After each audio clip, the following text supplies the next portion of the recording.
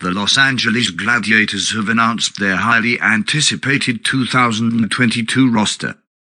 After finally winning their first tournament and having their most successful season ever, they are looking to build on that success with some big pickups. If you don't want to stick around for the roster breakdown, here is the roster. The Gladiators have retained flex DPS Kevster from 2021 while picking up Hitskins from the San Francisco Shock and flex DPS Payto, who just finished playing in Valorant Champions. For their tank line, they have picked up the main tank Reiner from American Tornado, while retaining off-tank space from 2021.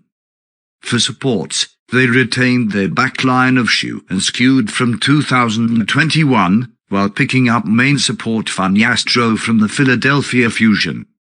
For coaching, they have promoted Face from assistant coach to the main coach, while grabbing Hunter from the Atlanta Reign and Smash from O2 Blast. With that out of the way, the breakdown starts now.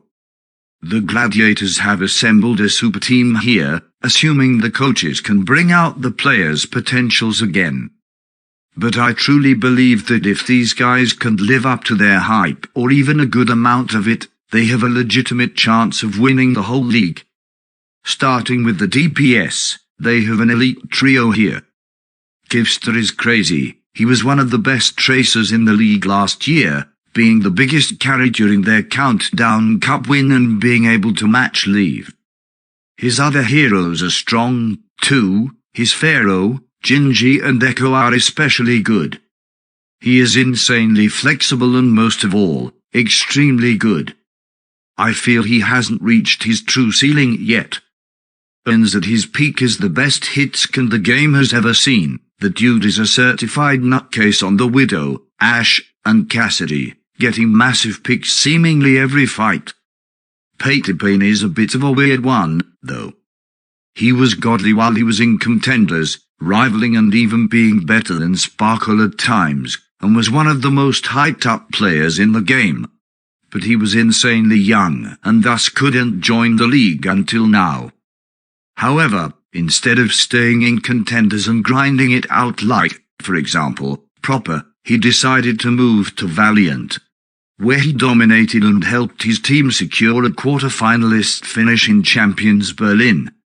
While this speaks to his level of potential and adaptability, it is a bit concerning that he is coming back straight from Valiant. While he may make a grand return and impress, I feel like he'll have a difficult time standing up to a lot of the top flex DPS single quote in the league like Flitter and Leave, and will likely find himself benched behind Kevster for most of the season, but I can very well see him getting a starting spot alongside Kevster in some metals.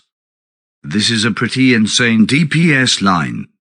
While Payto I have a few concerns about, and didn't quite get to strut his stuff last year. If they can reach their potential again, this gives Seoul and Shanghai a run for their money. I'll give it a 9 out of 10 due to these concerns. Right now I'd put them above most, if not every in a team, but each member will have to live up to the potential to pass Seoul or Shanghai. Next, the tank line. Reiner is one of the biggest question marks here. Muzz was amazing last year. He played greatly with the Glads and his ball helped them achieve their first win ever. And now they drop him for Reiner? Why?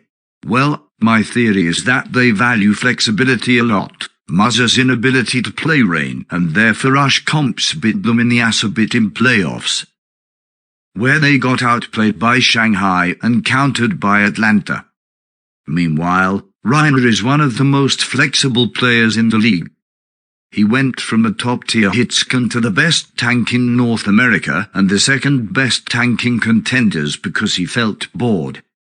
The guy has always adapted phenomenally to whatever the meta is, picking up every tank at one point or another. And it's not as much of a downgrade as people think.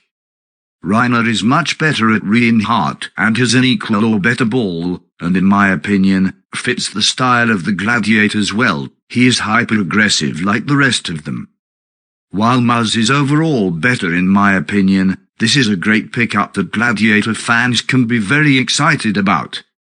Then, space is space, not much to say here. He is great at every off-tank and at a all-star level season the past year. The man pounds, you just need to see last season for proof. I'll give the tanks a 10 out of 10. Reiner gives this team the much-needed flexibility they didn't have in Season 4 even if they slightly downgraded. Next, the supports. My pick for the best backline in the league. Shu and Skewed are already an absurd duo in double flex metal. Shu is one of the best flex supports in the world at every hero, and Skewed is an incredible brig while having great Zen and Baptist as well. They are already looking like one of the better double flex teams in the league, but then they bring in funny Astro, the guy who was the second best Lucio and part of the second best backline in the league last year alongside Alarm. This guy was second only to Leogigon. He's truly incredible in his role. While Shu is not as good as Izayaki and funny Astro is not as good as Leogigon, I feel this support line is better than Shanghai due to their ability to flex to a dominant flex support duo if needed. An ability Shanghai doesn't have. Easy 10 out of 10. Finally, the coaching staff. The Face has been a coach for this team for a long time, so I feel like he is a good replacement to Pay, despite people saying he's an unknown quantity. It is technically true that we don't know his true capabilities, though. However, he is backed up by some amazing people. Hunter is a massive pickup. The dude is identified to be one of the main reasons for Atlanta's success last year, helping perfect Atlanta's rush comps and develop people like Pelican and Iris. The dude has been a beast for a long time and will be amazing for this team. Smash comes from O2 Blast and has been specifically identified by Avril to be the brains behind O2 Blast.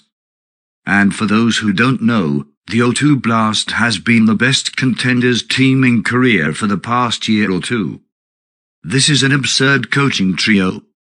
A guy with the coaching style of Bay, the dude who turned around Atlanta, and the dude behind the most absurd team in Korean contenders.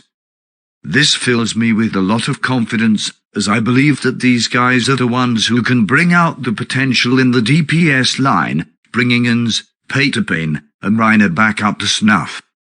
This has the potential to be a top 3 coaching staff in the league, no joke. I give these guys a 9 out of 10 if only because of Face's uncertainty. Overall, a 9 out of 10 teams, potentially a 9.5 out of 10 teams. While there are multiple unknown quantities in this team like Ins, Payto and Face, if the coaching staff and players can live up to their potential, they'll be one of the most elite teams in the league by far. These guys are looking like the number 2 team in North America right now, right up there with Dallas, Houston, and the Shock. Thanks for watching, and remember to like and subscribe for more. I upload daily Overwatch League videos and am trying to hit 100 subs by Season 5, so any subscription helps greatly. Thanks.